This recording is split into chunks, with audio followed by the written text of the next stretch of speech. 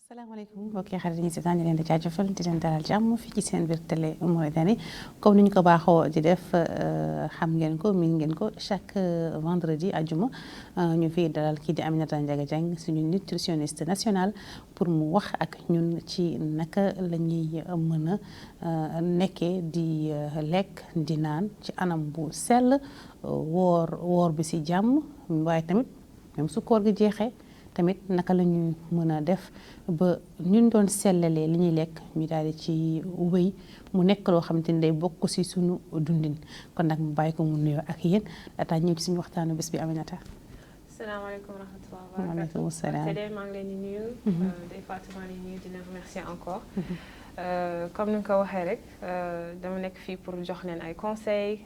àndoon macha allah si koor bi yëpp. incha allah léegi dinaa essayer yokk conseils yi pour après li ngeen war a def pour koor bi su jeexee habitude yi ngeen war a yóbbaale ak yéen. exactement incha allah. donc habitude yi ñu war a yóbbaale mais comme koor gi jeexagul te ñu ngi xaar événement bu mag. muy korité te ku ne xam ni macha allah ñun tamit fête yi day nekk fetu lekk aussi. day nekk fetu religion bi waaye aussi. day nekk fetu lekk comme ni muy nekkee fetu sañse donc nit ñi en même temps dañuy préparer lu ñuy lekk lu ñuy sol et tout ça donc gis nañu habitude alimentaire par exemple communauté olof gis nañu dañuy def laax ñuy def ngalax. def soow bu ànd ak tigé-dégé bi ak gerte bi. ak soow bi nga xam ne mooy soow bu ñu xam. am ñoo xam ne dañuy def ñaar yëpp. tegandoo ko. am ñoo xam ne da ngay def laax ñu indil la ngalax kii indil la laax ñu donc suñu comportement yi ñu war a am ak laax yi ak nu ñu jugee ci koor gi rek war a nekk benn jour bi nekk jour fête. gëj nañu lekk le matin. war a tàmbaliwaat di lekkaat le matin te ku ne xam na ni après yooyu noonu tagine bi moom moo siy topp donc yan conseil nga ñuy jox ci suñu comportement si jour fête bi surtout matin bi noonu. donc c'est vrai que jour fête bi moom dafay nekk jour bi nga xam ni da ngay yàlla moo ni may ni célébrer fin ramadan bi mais souvent habitude yu ñu yore woon si weeru koor bi moom rek nañu war a continuer surtout que dafay nekk premier jour après 30 jours yi nga xam ni yaa ngi doon woor donc da nga war a commencer vraiment nànk ngay lekk nànk bul lekk repas yi nga xam ni dafay diis bul bañ a ndekki tamit da nga war a lu ñuy wax ndekki kii la ndekki ndogu la en fait d'accord ndekki parce que soo tëddee guddi yëpp lekkuloo soo yeewoo nga lekk ndogu la tamit donc da nga war a lekk suba si nga lekk sa ndekki pour loolu dafay tax tamit heure añ su ñëwee wala heure tagine su ñëwee doo lekk lu bare xam nga doo lekk lu ëpp donc nga ndekki nga jël sa tàndarma comme ni nga ko daan def si koor bi nga lekk ay lekk yu tuuti petit à petit nga jël sa temps nga bañ a yàkkamti nga xam ni biir bi dafa amoon rythme beneen rythme si digestion bi ak yëpp te tàmm na ko bu pare donc da nga war a def nànk pour bañ a indi ay problème ay problème intoxication yooyu yëpp si la bokk léegi pour ñamu soow yi ak ngalax yi ak yooyu loolu yëpp dina war a def attention si quantité sucre bu ñu siy def parce que sucre bu bare tamit ñu bare xamu ni que soo jugee si koor ngay lekk wala ngay naan sucre bu bare tamit loolu mun na la indil ay problème digestion mun na la mettil sa biir tamit mun na la jox ay crampe mun na la fërloo donc non seulement loolu ak nu ñuy conserver ngalax yi ak meew yi ak yooyu yëpp c'est important am na souvent nit yu bare la veille ni koy def mooy veille julli daal c'est vrai nanu def attention si nan ñuy conserver yaawur bi bu nga xam ni day dem si laax bi soow bi daal ak tigi dege bi yooyu yëpp nu ngi koy conserver c'est important parce que su ñu ko conserver bu baax loolu tamit mun na indi biir yu metti fër ak intoxication ak yooyu yëpp. c'est vrai parce que li xam ne jour julli quand même fër yi dina bari intoxication yi dina bari biir yu metti yi wàccu yi aussi dañ koy faral di gis si xale yi ak si mag yi ndax comme lekk yi aussi aussi dañuy bari léegi jaxase lekk bi est-ce que nit mu war na mën a lekk nga lax après teg si laax après teg si tagine. non seulement jaxase lekk bi dafay di si biir bi mais aussi le fait que ni yow da nga doon woor nga bëgg jaxase lekk yi yëpp en même temps d'un seul coup loolu mooy indi biir yi métti donc loolu mooy tax nit yi di fër donc comme ni mu ko waxee rek ngeen di lekk nànk-nànk par exemple soo lekkee laax si suba si wala sa ngi ne jóob nga xaar bul yàkkamti bul wax 1 heure de temps rek da nga siy teg yàpp ak soos yi ak diw yi donc da ngay def nànk te lu nekk nga lekk si tuuti xam ni da nga jógee si koor nga jox sa yaram tuuti temps mu jëlaat rythme bu mu amoon bi. est-ce que am na ay astuces bu fekkee am na yoo xam te ni mën nañ ko def pour éviter fër bu bokkul ak par exemple lekk bi nga xam te ni war nañ ko mën a lekk nànk-nànk. et puis bu ñu lekkee benn lekk. jox temps de digestion li nga xamante ne ni moom jot nañ ko lekk pare balaa ñuy lekkaat benn lekk. yeneen astuce yeneen conseils yi moo mën a joxe mooy comme ni nga ko wax di def attention ci conservation lekk yi. surtout ñamu soow yi ak yooyu. soo ngeen koy jënd aussi ngeen xool date d'expiration yi ngeen xool yooyu yëpp ci la bokk. ngeen xool ndax qualité meew bi baax na qualité soow bi baax na parce que après loolu mooy tax loolu mooy indi biir yi métti. loolu mooy ñiy woyal par exemple soo waree jënd yaawur. war ko woyalee war nga xool bu baax yaawur bi nga jënd bi. est-ce que datam périmé wul. ak boutique bi nga koy jëndee est-ce que ñi ngi seen réfrigérateur ñu ngi koy taal. température bi mi ngi normal. est-ce que ñu ngi koy conserver nu mu ko waree. sinon loolu yëpp bu paree baax jaxase ak leneen diw wala yàpp. mooy indi biir yu métti mooy et puis intoxication dafa grave c'est sérieux mën na indi déshydratation yenn xam ne dañuy dem ba ni leen di perfuser ndax déshydratation bi donc c'est très important ni def attention si loolu yëpp. d'accord donc faral nañ di gis jour julli mu ànd ak jaare ñu bari dañu am soit jaare jour julli wala lendemain julli bi ndax li ñu facteur yi ñu fi wax yi léegi maanaam jaxase lekk yi ak yooyu en tant que nutritionniste nit bu am jaare la nga koy conseiller pour mu koy lekk ak lan la war a arrêter lekk boo xasee ba développer jaare. donc boo xasee ba développer jaare li nga xam ne dafa am diw yëpp da nga ko war a éviter ngay lekk ay lekk yi lewet yu xaw a consistant tuuti. banane aussi nekk na fruit ba nga xam ni dafa baax ci jaare mais ça dépend banane bu ñor bu ëpp dafa baax ci constipation banane bu ñorul bu baax nag nga xam ni dafa jaune noonu amul point noir yi yooyu baax na ci jaare par exemple d'accord donc ku am jaare warul dem lekk banane bu ñor bu baax donc aussi jaare dafa ànd ak hydratation parce que soo amee jaare da ngay perdre ndox bu bare donc da nga war a di naan da nga war a naan lu ëpp lu ngay naan moo war a ëpp li ngay lekk d'accord et puis ngay lekk tuuti ay lekk yi nga xam ni comme ay ceeb sans sauce lekk yi lewet daal wala sombi sans soow même produits laitiers yi da nga ko war a éviter donc ku am jaare warul naan lu am soow. non da nga ko war a éviter ba sa digestion rétablir waat nekkaat normal nga recommencer ko. d'accord damay dégg sama maam fa doon wax ni lekk yàpp rek naan meew baaxul est-ce que am na une vérité scientifique ci loolu. bon c'est que scientifiquement. yàpp dafa bare fer. soo lekkee yàpp xam nga yàpp mooy première source fer. fer daal mooy nutriment ba nga xam ni minéral bi nga xam ni dafa baax ci wérgu deret ak yëpp lekk bu riche en fer soo ko lekkee bu pare nga teg ci meew en fait lu ñuy wax meew dafa bare calcium mooy minéral calcium dafay wàññi absorption fer bi c'est-à-dire sa yaram du jël fer ci lekk bi comme il le faut donc soo lekkee aliment bu riche en fer comme yàpp bu pare nga lekk ci meew fer bu ci nekk bi doo ko absorber normalement donc moo gën soo lekkee yàpp bu pare nga teg ci xëy na benn thé bu tàng ndox bi nag wala ndox nga lekk yàpp kon naan sama question du woon meew mais ndox lekk yàpp naan ndox dañuy wax par exemple dafay favoriser jaare même meew dañ naan lekk yàpp de naan meew dafay favoriser jaare est-ce que yooyu yéen ci seen jàng am ngeen ci ay preuve wala yoo xam ne ñun ñoo ko jàpp rek suñu xel la. bon loolu yëpp ça dépend ci digestion nit yi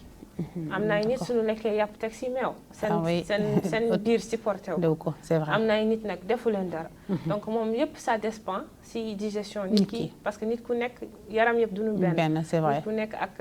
estomac am intestin am système digestif am nu mu mel donc ça loolu yëpp ça dépend si nit ki am na ay nit du leen def dara am na ay nit def leen di déranger donc souvent pour éviter problème yooyu nag moo gën soo lekkee yàpp nga xaar tuuti nga teg si meew nga teg si ndox wala nga teg si lu tàng par exemple ndax graisse bi parce que soo lekkee lu xam ni dafa riche en graisse matière grasse moo gën nga teg si lu tàng d'accord nga siy teg lu sedd kon suñu habitude bi ñu am pare tagine naan ataay loolu lu baax la am na ñu naan coca am na aussi ñoo xam ne dañuy naan ataay lu tàng lu tàng moo gën tout en faisant attention si suukar bi waaw coca yaa ko tudd boisson gazeuse yi ñëwaguñ si woon depuis koor gi commencé ban xalaat yow nga am si boisson gazeuse yi parce que ni ñu koy utiliser bari na man boisson ci fête yi gazeuse souvent dem koy déconseiller complètement parce que non seulement dafa bari sucre souvent boisson gazeuse yi duñu benn canette coca rek mun na dem ba am 4 wala 5 pour bañ a wax benn marque benn 4 5 si benn canette boisson gazeuse pardon mun na am peut-être 4 wala 5 cuillères de sucre par exemple waaw donc loolu rek pour jox leen idée et aussi boisson gazeuse dafa nekk nga xam ni dafay gonfler biir en fait donc daf lay ballonner mun na yokk ballonnement donc loolu yëpp si la bokk donc ñii di nga xam ne jour julli bu ñuy jënd seen yàpp ak yow dañuy jëndaale ay boisson gazeuse kon mun nañ leen ko tere parce que baaxul ci digestion moo gën nga naan lu tàng lu naturel moom lu naturel moo gën ni éviter produits industriels yi fekkee da ngay naan coca wala fanta wala sprite et cetera boisson gazeuse nga naan ci mais pas lu bare nga def attention ci quantité bu ngay naan mun nga na benn verre wala demi verre mais soo waxee da ngay naan 3 4 5 canettes ci jour bi wala tous les jours moom quand ça devient une habitude habituelle nga xam ni da nga koy def chaque jour loolu mooy problème bi mais li nga xam ni da nga koy def occasionnellement parce que am na ñu jàpp ni par exemple jour julli suñu lekkee yàpp ba suur bu ñu naanee boisson bu am gaz day tax seen digestion bi gën a yomb gën a facile est-ce que dëgg la loolu honnêtement loolu yëpp nu ñuy wax ay mythe la en fait d'accord donc si bopp nit ki la nekk mais du même mais du dëgg oui amul dara lu mën a prouver loolu mais lu gën important comme ni nga ko waxee mooy pour digestion da nga war a lekk lu tàng loolu mooy naan lu tàng pardon loolu mooy faciliter digestion ak lan leneen mooy faciliter digestion mooy sooy lekk digestion comme ni mu ko waxee si suñu yeneen émission yi digestion si gémmiñ lay commencer donc nga jël sa temps nga bañ a lekk bu gaaw plus ngay lekk bu gaaw plus sa digestion du baax d'accord nga commencer nànk ngay lekk nànk nga jël sa temps ngay yëy lekk yi bu baax loolu mooy faciliter digestion loolu mooy tax doo am ay problème digestion donc ñi jiiroo yax yi nañu def nànk rek ma jël temps jël sa temps saqawi ko bu baax lekk ak xel nga bañ a nga éviter nag di lekk di waxtaan di seetaan télé di nekk ci téléphone yi yooyu yëpp diñ koy tere nutritionniste diñ koy tere moo gën ngay lekk sooy lekk nga nekk nga concentré ci li ngay lekk nga nekk en connexion ak sa yaram pour xam vraiment ni yow suur nga donc booy lekk di waxtaan ak di lekk di seetaan télé man sa téléphone da lay pousser à ce que nga lekk lu bari te yëguloo ko exactement parce que tu n'es pas consciente ci li ngay lekk tu es distraite d'accord yaa ngi waxtaan yaa ngi seetaan télé donc même lekk dafa laaj concentration bien sûr dafa laaj concentration dafa laaj nga concentré wu parce que lekk ak xel mooy tax nga mën a lekk bu nga xam ni dafay équilibré dafay baax ci digestion sans autant jouer ci sa wér-gu-yaram parce que ñun africains yi te am nañu tamit benn éducation xale buy lekk dañ ko wax bul wax da ngay xool sëgg jàpp bool bi xool sa kanam donc kon loolu am na en fait lu muy loolu yëpp ay base yu baax la loolu yëpp ay base yu baax la parce que lekk yu gaaw yooyu tamit mooy indi ay problème obésité ci xale ak problème digestion ak yooyu yëpp donc vraiment merci à nos parents du yar bu ñu yar bi bu ñuy lekk duñu wax mais malheureusement même bu ñu waxul téléphone yi léegi gis ko lekk yor téléphone am en fait même bu fekkoon sax ni ba kiiwul du image bu baax par exemple booy joxe suñu éducation en fait ñun lu bari duñ ko ngay lekk yor sa téléphone. Exactement. yaa ngay lekk ak ay nit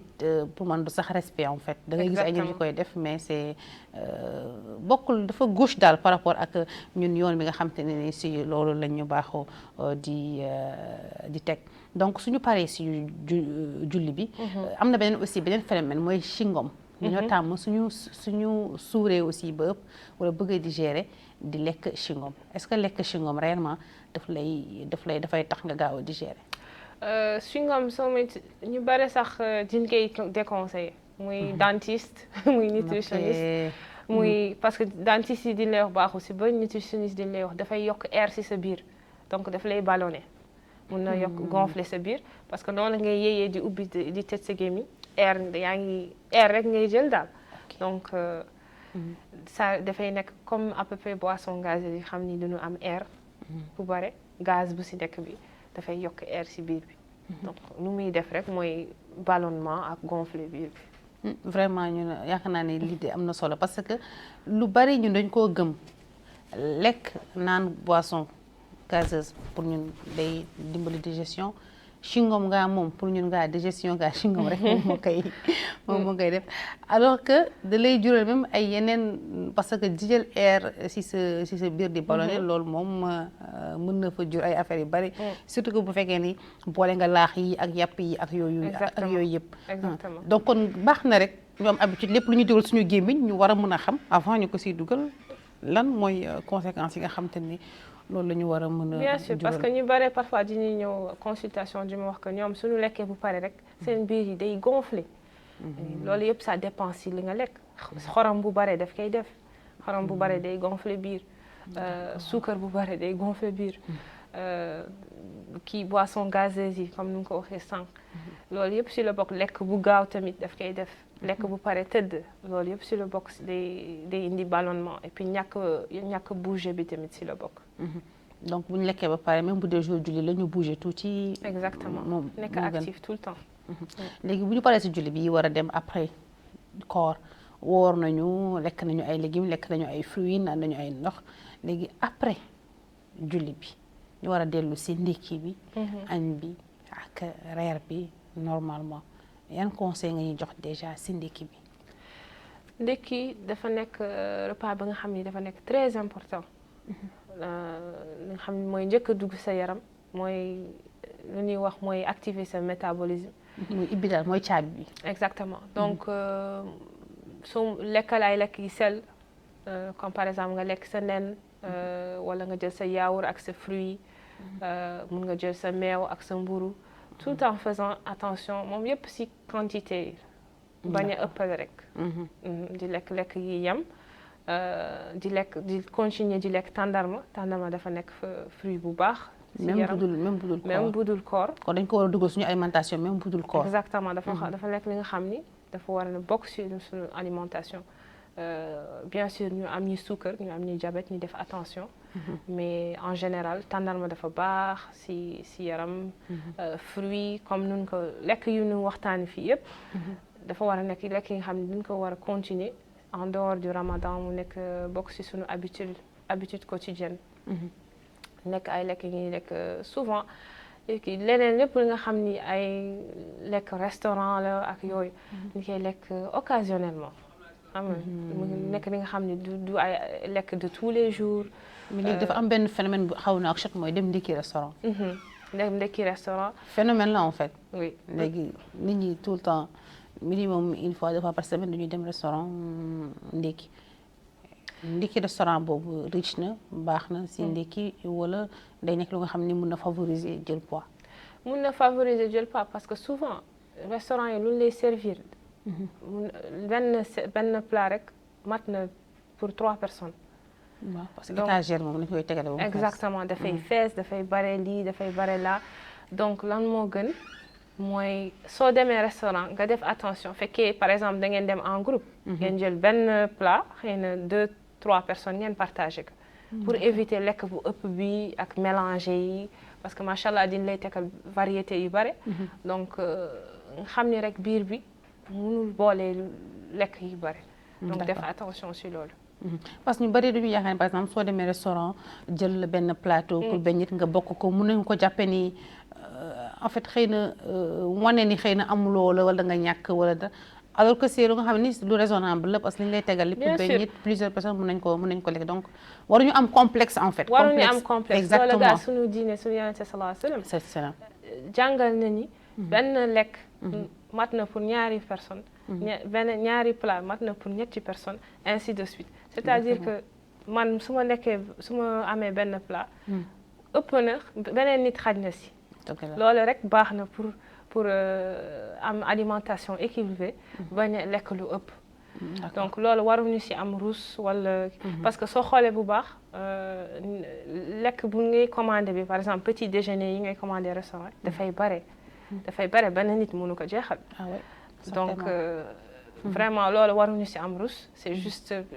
une manière encore une fois de conserver de bonnes habitudes nutritionnelles bañ a am lekk yi ëpp d'accord donc su ma la déggee sa raisonnement mooy doo wax nit ki bu lekk lii bu lekk lee mais juste équilibré lu nekk nga lekk si li nga xam ne juste loolu nga si war a lekk. à moins que da nga am problème santé am na yenn lekk mënoo ko lekk mais fekkee amuloo problème santé yëpp dafa war a yem moom na nekk en modération loolu dana tax nga am wér-gu-yaram bu baax te nga si boole bouger surtout que soo ko yemalewul en fait bu yàggee hôpital moom la koy yemaleel exactement non c'est vrai moom li ngay lekk rek mooy indi yeneen feebar ak yooyu donc nit mun na am santé bu baax léegi wér-gu-yaram bu baax mais parce que nu muy lekkee baaxul muy indil ko yeneen feebar exactement donc bu ñu ci gis ndek mi ñëw si añ bi ak reer bi parce que temps bi xam naa li si des bareetul añ bi ak reer bi pare comme nu ma waxee si yeneen émission yi toujours ngeen essayer di am légumes si seen plate tuuti féculent wala produits céréaliers mooy ceeb wala pâte wala couscous mais toujours légume bi mooy ëpp ngeen di lekk poulet yàpp ngeen di essayer di ko limiter peut-être une fois par semaine ngeen di lekk plus poulet ak jën yooyu mooy gën a kii ci santé bi reer bi aussi pareil souvent reer damay conseiller souvent sama patients yi dama leen di conseiller ni lekk lu woyof guddi pour faciliter digestion xam nga pour bañ a lekk lu diis rek tëdd et aussi toujours di bouger d'accord donc conseil beneen bu ma mën a yokk ci bi yëpp mooy de temps en temps ngay jël peut-être 2 jours dans la semaine wala benn jour ci semaine nga woor nga continuer habitude boobu ngay woor une fois wala 2 fois par semaine loolu rek baax na ci santé parce que woor dafa baax ci santé mun na dindi problème stress problème tension mun na la éviter cancer mun na la éviter diabète donc baax na aussi ci ñi nga xam ne dina am problème sommeil problème digestion donc di woor même en dehors du corps bi dafa baax danay indi ay avantages yu bari ci wér-gu-yaram d'accord kon macha allah tabarkallah yaakaar naa ne rek koor bi defoon nañ ko tous les vendredis xam naa après koor gi du mën a continuer mais bu ñu ko mënee am même bu dee une fois par 2 mois 3 mois di ñëw di yokk conseils yi parce que jàng nañ si lu bari man en fait personnellement jàng naa si lu bari te yéen aussi ñuy seetaan yaakaar naa jàngeen si aussi lu bari donc nga tàggatoo ñu yëkkati jotaay bi daañu la nam ma nag. man tamit j'espère que dina nekk dina mën a continuer parce que xam nga jàng moom rappel la. tout le temps di rappeler rek man sax defal na ma avantage parce que rappelé na ma yu bare donc maa leen di remercier bu baax si invitation bi yàlla def ñu fekkee waat koor déwén inchallah maa ngi remercier téléspectateurs yi maa ngi remercier ñëpp ñi nga xam ni seetaanoon ma ñu ngi may soutenir commençant par sama famille sama mag yi sama doomu mag yi ak yëpp donc merci beaucoup maa leen di remercier bu baax inchallah à bientôt wala koor prochain du ma nangu ba koor prochain moom duma ko nangu fii ba koor prochain il faut ñu di santewaat kon nag mu nekkoon tey nekk dernier vendredi si koor bi di ñaan yàlla rek yàlla nañu fekkee ay yeneeni koor ba fekkewaat si ay vendredi yu dul jeex di jaajëfal ñëpp di ziyaar ñëpp vraiment ma koy sant di ko gërëm aw ma sax mooy pour remercier ko parce que vraiment c'était pas évident amul jot mais jaayante na ko rek pour ñëw defal ñu macha allah 4 vendredi weeru koor bi yëpp man nag émission bi pour sargal ko moom damay jël yëpp jox ko sa maman Astou Diallo di ko wax ni maman émission bi yëpp yow lañ ko dédicacé ñu koy nuyu di ko jaajëfal di ñu lay fon bu mag a mag a mag merci aussi si soutien bi merci aussi si li nga xamante ne nii mooy Aminata nu mel yow lañ koy remercier bu baax parce que lépp yow la di jaajëfal aussi suñu yaay yëpp suñu nekkee toog nii suñu fierté yaay yi xam naa la ñuy njëkk a nekk avant ñeneen ñi kon nag yéen ñi seetaan ñi leen di jaajëfal bu baax a baax si déglu bi ak teewlu bi man nag incha allah dinaa fi nekkaat incha allah dimanche ànd ak suñu beneen invité te di leen jox dig daje ba dimanche incha allah